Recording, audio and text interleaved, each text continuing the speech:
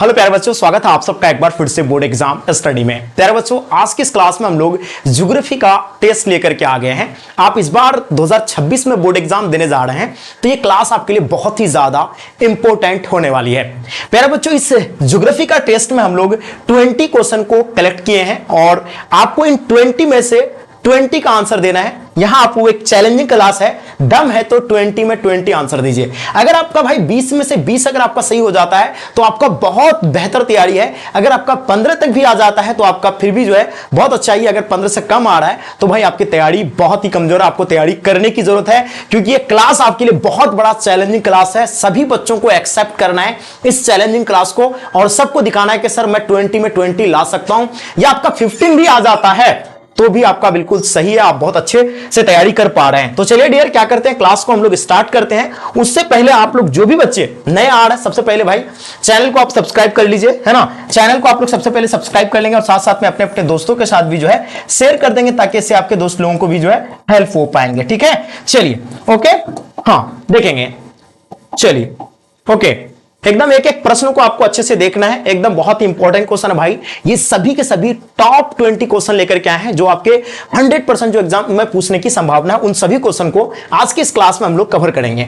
बच्चों देख पा रहे हैं कि सुएज नहर निम्न में से जो है किससे, है ना, जोड़ती है, यानी सुएज नहर किसको कहां से जोड़ती है, ये आप लोगों को बताना। देखिए काफी वेरी वेरी इंपॉर्टेंट प्रश्न है। सबसे पहले सवाल आपको पूछा जाएगा कि सुएज नहर जो है आपको पता है कहां पे स्थित है, तो ये सब जानते हैं कि सर ये मिस्र में स्थित है। कहां पे स्थित है आप लोगों को पता है, इजिप्ट में स्थित है, ये आपको याद रखना है। और ये एशिया और यूरोप को जो है ना अलग करता है, ये आपको तो अफ्रीका भी अलग करता है। और साथ साथ में आपको पता ही होगा ये किसको किसको जोड़ता है, तो भूमध्य सागर को जो है लाल सागर से जोड़ती है। ये भी आप लोग को नोट कर लेनी है, ठीक है। तो इसका आंसर आप लोग का क्या हो जाएगा भाई, ऑप्शन आप लोग का बी हो जाएगा। अगर आपने ऑप्शन बी लगाए हैं तो आप सभी बच्चों का आंसर बिल्कुल 100% परफेक्ट है। चलिए आगे देखेंगे, क्वेश्चन देखिएगा। क्वेश्चन कहता है कि विश्व व्यापार संगठन का मुख्यालय कहां पे स्थित है। आप लोगों को बताना भाई, विश्व व्यापार संगठन की बात करेंगे हम लोग सबसे पहले। तो देखिए आप लोगों को बता दें कि विश्व व्यापार से पहले इसका नाम क्या हुआ करता था, इसका नाम गेट हुआ करता था, जो कि इसका स्थापना 1948 में हुआ था।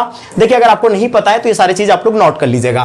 देखिए विश्व व्यापार का स्थापना कब हुआ है, बाद में फिर, है ना, यही गेट को ही परिवर्तन कर दिया गया था किसमें, विश्व व्यापार में, और इसका स्थापना 1995 में हुआ है। कभी कभी आपका WTO दिया रहता है, तो आपको घबराना नहीं, यही है वर्ल्ड ट्रेड ऑर्गेनाइजेशन, इसका फुल फॉर्म होता है, आपको याद रखना है। अगर पूछा जाए इसका मुख्यालय कहां पे है, तो बच्चों याद रखेंगे इसका मुख्यालय जेनेवा में है। अगर आपने ऑप्शन डी आंसर लगा दिए हैं तो इसका आंसर आपका बिल्कुल परफेक्ट आंसर है। चलिए देखिएगा, क्वेश्चन कहता है कि क्षेत्रफल की दृष्टि से भारत का सबसे बड़ा राज्य जो है कौन सा है। हम लोग बात करेंगे क्षेत्रफल की दृष्टि से, अगर पूछा जाए भारत का कौन सा राज्य है, तो आप लोग सभी बच्चे क्या लगा रहे होंगे, सर राजस्थान बिल्कुल सही आंसर है। अगर वहीं पूछा जाए जनसंख्या की दृष्टि से भारत का कौन सा राज्य एक नंबर पे आता है, तो उत्तर प्रदेश जो है जनसंख्या की दृष्टि से पहला राज्य आता है। यहीं अगर पूछा जाए क्षेत्रफल की दृष्टि से, है ना, सबसे छोटा, है ना, सबसे छोटा कौन सा राज्य है, क्षेत्रफल की दृष्टि से सबसे छोटा की अगर बात करेंगे भाई, सबसे छोटा अगर बात करेंगे तो गोवा आ जाएगा। कौन सा आ जाएगा, सबसे छोटा राज्य जो है क्षेत्रफल की दृष्टि से गोवा आएगा, आपको याद रखना है। क्लियर। चलिए आगे देखेंगे, हम लोग क्वेश्चन देखेंगे, भारत में जनसंख्या का सर्वाधिक घनत्व है ना, देख पा रहे हैं भारत में जनसंख्या का सर्वाधिक घनत्व की बात करेंगे। अगर मैंने आपको क्या बताया, भारत में सबसे अधिक जनसंख्या कहां पे पाया जाता है, तो आप लोग सभी बच्चे, है ना, कौन सा राज्य में पाया जाता है, तो सभी बच्चे क्या लगा है कि सर उत्तर प्रदेश में। अगर यहां आपसे सवाल क्या पूछा गया, देखिए भाई जनसंख्या में अगर पूछा जाएगा तो आपका उत्तर प्रदेश एक नंबर पे आएगा, लेकिन यहां आपसे क्या पूछा गया, जनसंख्या घनत्व पूछा गया है। और जनसंख्या घनत्व में पता है आप लोग को कौन सा आता है, अपना बिहार आता है। पता अपना बिहार का कितना है, 1106 व्यक्ति प्रति वर्ग किलोमीटर में अपना बिहार में लोग निवास करते हैं, ये आपको याद रखना है। और पूछा जाए सबसे कम अगर पूछा जाए भाई, कम जो होगा वो किसका होगा, तो अरुणाचल प्रदेश का होगा। ये भी आपको याद रखना है, अरुणाचल प्रदेश, है ना, ध्यान रहेगा ना, अरुणाचल प्रदेश, ये बच्चों याद रखिएगा, अरुणाचल प्रदेश का सबसे कम है। तो इसका सही जवाब आप लोग का अगर आंसर होगा तो ऑप्शन आपका ए बिल्कुल इसका परफेक्ट जवाब हो जाएंगे। चलिए बात करेंगे भारत में केंद्र शासित प्रदेशों की संख्या कितनी है। भारत में केंद्र शासित प्रदेशों की संख्या कितनी है बच्चों, हम सब जानते हैं कि केंद्र शासित प्रदेशों की अगर बात करेंगे तो भारत में कितना है भाई, तो 8 जो है केंद्र शासित प्रदेश है। और वहीं पूछा जाए राज्य कितना है बच्चों, तो आप सबको पता होना चाहिए कि राज्य जो है 28 राज्य है। ये चीजें आप लोग नोट कर लेंगे, इसका आंसर ऑप्शन सी बिल्कुल इसका परफेक्ट आंसर हो जाएंगे। चलिए बात करेंगे क्वेश्चन नंबर 6 जो कि आपके स्क्रीन पे पूछा गया है कि रबर किस प्रकार के कृषि का है ना उपज है। बच्चों ये जल्दी जल्दी बताइएगा, वेरी वेरी इंपॉर्टेंट प्रश्न है, फटाफट आप लोग आंसर लगाइएगा। चलिए मुझे लगता है कि आप सभी बच्चे अच्छे से आंसर लगा रहे होंगे। देखिए रबर पूछा जाए या आपसे क्या पूछा जाए भाई, कोको पूछा जाए या आपका यानी क्या पूछे जाएंगे, चाय पूछा जाएगा, कॉफी पूछा जाएगा, याद रहेगा आप लोगों को चाय कॉफी है ना, कॉफी या केला या गन्ना भी अगर पूछा जाए है ना, ये सभी के सभी आप लोग का क्या हो जाएगा भाई, कौन सा फसल हो जाएंगे, ये सभी के सभी आपका रोपण फसल हो जाएंगे। ठीक है, तो इसका आंसर आप लोग का ऑप्शन ए बिल्कुल परफेक्ट आंसर होगा। अगर वही पूछा जाए भूमध्य सागरीय कृषि क्या है, तो भूमध्य सागरीय कृषि वह कृषि जो जहां पर खट्टे है ना रसदार की फसलों की जो है की जाती है उसको भूमध्य सागरीय कृषि कहेंगे। मिश्रित कृषि जहां एक साल पे कई तरह की फसल की जाती है उसको मिश्रित कृषि कहेंगे। ठीक है, अब बात करेंगे भारत की सबसे लंबी नदी कौन सी है। भाई लंबी नदी पूछा गया है जो कि वेरी वेरी इंपॉर्टेंट है। अगर वही पूछेंगे विश्व की अगर बात किया जाए, यहां आपको सवाल ऐसे भी पूछा जाता है विश्व की सबसे लंबी नदी, तो याद रखिएगा वो आपका नील नदी आएगा। कौन नदी आएगा भाई, नील नदी आएगा, सबसे लंबी नदी विश्व का। अगर भारत का पूछा गया आपसे तो आप लोग का आंसर क्या होगा है ना, गंगा इसका सही जवाब हो जाएंगे। देखिए 2500 किलोमीटर कहीं दिया हुआ रहता है या कहीं आपको 2525 किलोमीटर दिया हुआ रहता है, किसका भाई, तो गंगा नदी का, ये भी आपको याद रखना है। तो इसका आंसर आप लोग का बच्चों ऑप्शन आपका ए बिल्कुल परफेक्ट आंसर हो जाएंगे। जो भी बच्चे आप लोग ए लगाए आंसर बिल्कुल आपका परफेक्ट आंसर है। अब हम लोग बच्चों देखेंगे क्वेश्चन देखेंगे किस महाद्वीपीय जनसंख्या वृद्धि दर जो है सर्वाधिक है। तो हम सब लोग क्या जानते हैं कि अगर वृद्धि दर के बारे में पूछा गया सबसे अधिक वृद्धि, उससे पहले बात करेंगे जनसंख्या सबसे अधिक कौन सा महाद्वीप में है। तो याद रखिएगा आपको पता होगा एशिया जो है पूरे दुनिया का 1 नंबर पे आता है और वृद्धि यहां कम है लेकिन पूरा नंबर 1 पे कहां है भाई, एशिया का। पूरे दुनिया का 60%, कितना प्रतिशत भाई, 60% जनसंख्या पूरे दुनिया का सिर्फ और सिर्फ एशिया में रहता है। और टॉप जो है ना 2 या 3 जो है देश जो आता है वो सिर्फ किसका आता है, एशिया का आता है। पता होगा आपको जनसंख्या की दृष्टि से 1 नंबर पे कौन सा देश आता है, भारत आता है, जो कि कहां पे पड़ता है, एशिया में ही पड़ता है।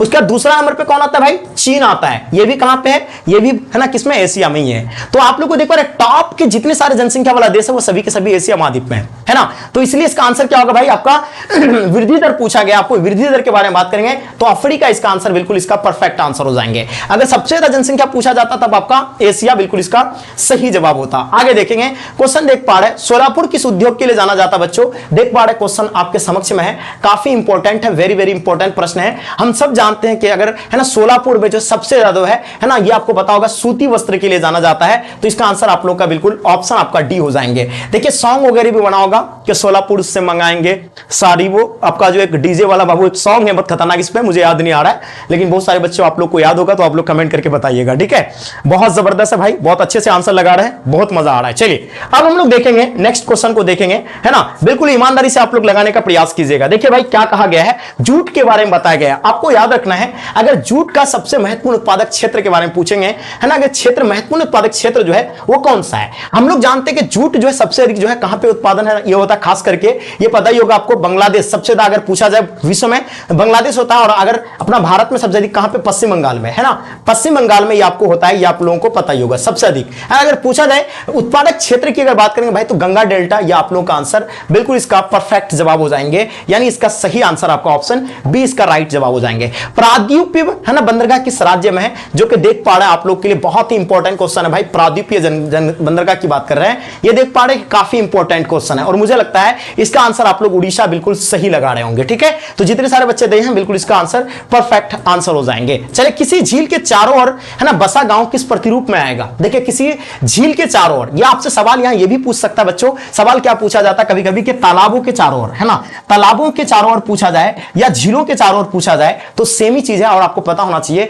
ये जो होगा आपका यानी किस में आ जाएगा, तो भाई निहारिका में आ जाएगा। कभी कभी आपका निहारिका ऑप्शन में नहीं देखने को मिलता है तो बच्चों आपको किस में देना है, बहुत सारे बच्चों को पता होगा, ये आप लोग को याद रखना है वृत्ताकार में आता है। तो अगर निहारिका ना दे करके है ना वृत्ताकार भी दे देंगे तो आपका आंसर क्या होगा, वृत्ताकार हो जाएगा। वहां सवाल आपसे यहां पूछा जाता कि सड़क नदी नहर, याद रखिएगा सड़क नदी नहर, सड़क नदी नहर अगर पूछा जाए तो आपका क्या होगा भाई, सड़क या नदी या नहर के किनारे है ना बसे अगर है ना गांव होंगे तो उसको हम लोग कौन सा किसके क्या बोलेंगे उसको भाई, तो ये आपको याद रखना वो आपका रेखीय के अंतर्गत है। कौन सा बस्ती के प्रतिरूप में आएंगे, रेखिक में आएंगे, ये आपको रेखीय में, ये आप लोग को याद रखना रेखिक में आएंगे, ये आप सभी बच्चे नोट कर लीजिएगा। ठीक है, चलिए अब हम देखेंगे 2011 की जनगणना के अनुसार निम्नलिखित में से किस राज्य का जनसंख्या है ना घनत्व जो है सबसे कम घनत्व वाला राज्य जो है आपको बताना है वो कौन सा है। अगर पूछा जाता सबसे अधिक तो मैंने आपको बता दिया, अभी जस्ट मैंने आपको बताया सबसे अधिक जनसंख्या घनत्व वाला राज्य है ना, तो कौन सा है? तो सबसे अधिक जो है आपको दोस्त पता होगा, सबसे अधिक मैंने क्या बताया आपको? बिहार बताया आपको, है ना। ये आप लोगों को पता है कि अपना बिहार बताया, और पता अपना बिहार का कितना, तो ये आपको पता है 1106 व्यक्ति प्रति वर्ग किलोमीटर अपना बिहार में निवास करते हैं, ये आप लोग को मालूम होनी चाहिए। अब अगर वही बात करेंगे, सबसे कम हम लोग जानते हैं कि अरुणाचल प्रदेश का है, जो इसका आंसर आप लोग का परफेक्ट हो जाएंगे। अरुणाचल प्रदेश का कितना है भाई? तो 17 व्यक्ति प्रति वर्ग किलोमीटर निवास करता है, ये भी चीजें आपको मालूम होनी चाहिए, ठीक है। एक एक पॉइंट को आपको याद रखना है, क्लियर? सभी बच्चे आंसर सही लगा रहे हैं, कोई दिक्कत नहीं, कोई इशू नहीं। चलिए आगे देखेंगे भाई। सवाल पूछा गया कि निम्नलिखित में से किस नदी के जल उपयोगिता सबसे अधिक है, मतलब कौन सा नदी का जल जो सबसे ज्यादा उपयोग किया जा रहा है? तो हम सब जानते हैं कि गंगा नदी का जो है जल जो है सबसे ज्यादा उपयोग किया जाता है, इसका आंसर आपका सी हो जाएंगे। चलिए अब पूछा गया है आपको नव निश्चयवाद से संबंधित जो है कौन है? देखिए नव निश्चयवाद को ही बच्चों क्या कहा जाता है? रुको और जाओ निश्चयवाद कहा जाता है। क्या कहा जाता है भाई?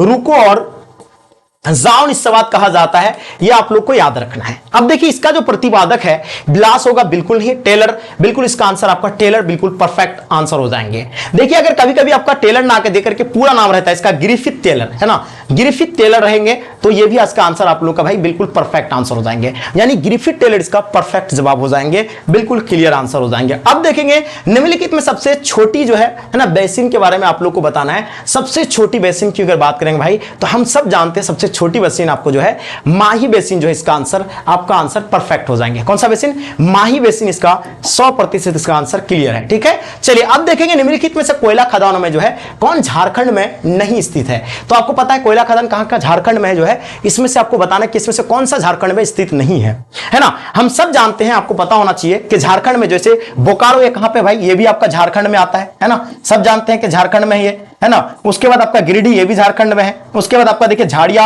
ये भी झारखंड में है, लेकिन सिंगरौली इसमें जो है झारखंड में नहीं है, तो इसलिए इसका आंसर आपका सी ऑप्शन यानी बिल्कुल करेक्ट हो जाएंगे। देखिए आपसे पूछा जाता है, यहां एग्जाम में पूछा जाएगा कि कोयला कितना प्रकार का है ना। सबसे पहला कोयला के प्रकार बताइए भाई, कोयला कितना प्रकार का है? तो 4 प्रकार का है। अब देखिए कौन कौन सा प्रकार है, देखिए नोट कर लीजिएगा आप मेरे साथ साथ, आप लोग है ना कमेंट कीजिएगा।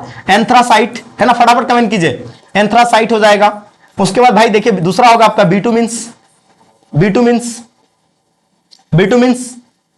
है ना। उसके बाद आपका तीसरा होगा आपका लिग्नाइट।